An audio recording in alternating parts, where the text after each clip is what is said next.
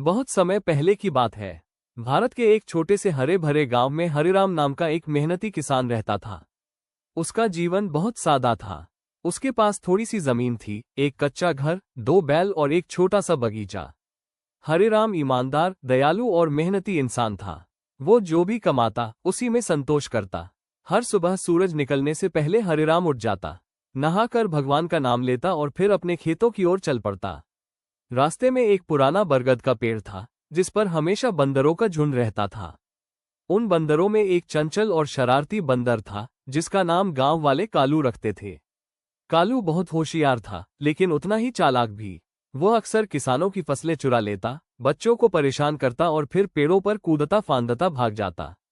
गांव वाले उससे परेशान रहते, लेकिन कोई उसे पकड़ नहीं पाता था। हरिराम के खेतों में भी अक्सर कुछ न कुछ नुकसान हो जाता था। कभी आम टूटे मिलते, कभी सब्जियां गायब होती। हरिराम समझ गया कि यह सब कालू की ही करतूत है। लेकिन हरिराम का स्वभाव अलग था।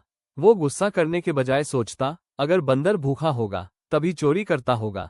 एक दिन हरिराम ने कुछ अलग करने का फैसला किया। उसने अपने खेत के किनारे एक पेड़ के नीचे रोज थोड़े फल और अनाज रखना शुरू कर दिया।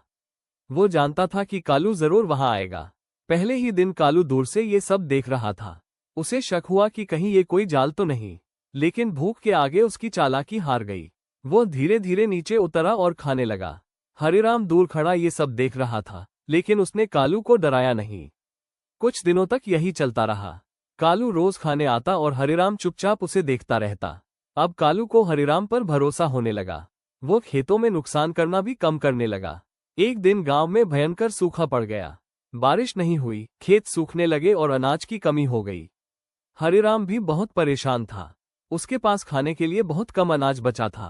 फिर भी वो रोज थोड़ा सा खाना कालू के लिए रख देता।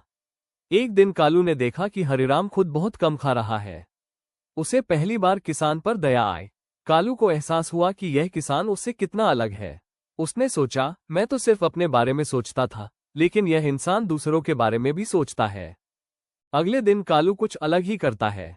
वो जंगल से कई पके फल तोड़कर हरिराम के घर के पास रख देता है। जब हरिराम सुबह उठता है तो वो ये देखकर हैरान रह जाता है।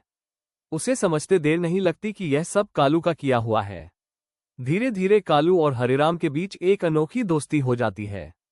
कालू अब खेतों की रखवाली करने लगता है। अगर कोई दूसरा जानवर फसल खराब करने आता तो कालू उसे भगा देता। एक दिन गांव में कुछ शरारती लोग आए। उन्होंने रात में हरिराम की फसल चुराने की योजना बनाई, लेकिन कालू ने ये देख लिया। वो जोर जोर से शोर मचाने लगा, पेड़ों से कूदने लगा और गांव वालों को जगा दिया। चोर डरकर भाग गए। अगली सुबह पूरे गांव को इस घटना के बारे में पता चला। सभी लोग हैरान थे कि वही शरारती बंदर अब गांव की रक्षा कर रहा है। गांव वालों को अपनी गलती का एहसास हुआ। उन्होंने समझा कि हर प्राणी प्रेम और समझ से सुधर सकता है। अब गांव में कोई भी बंदरों को पत्थर नहीं मारता था। सब लोग उनके लिए भी खाने की व्यवस्था करते। कालू अब शरारती नहीं, बल्कि गांव का रक्षक बन चुका था। हरिराम मुस्कुराकर कहता, प्यार और धैर्य से बड़ा कोई हथियार नहीं होता।